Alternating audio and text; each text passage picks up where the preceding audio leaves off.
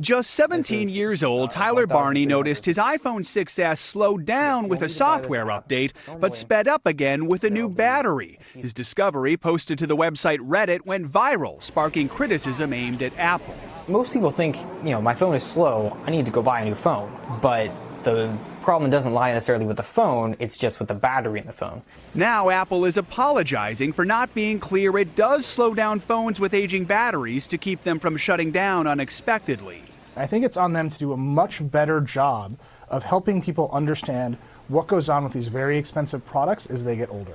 Several class action lawsuits filed in recent days by iPhone users claim Apple should have disclosed the slowdown sooner. I think that it's a well thought out plan by Apple to make sure that consumers come back and buy the latest and greatest phone.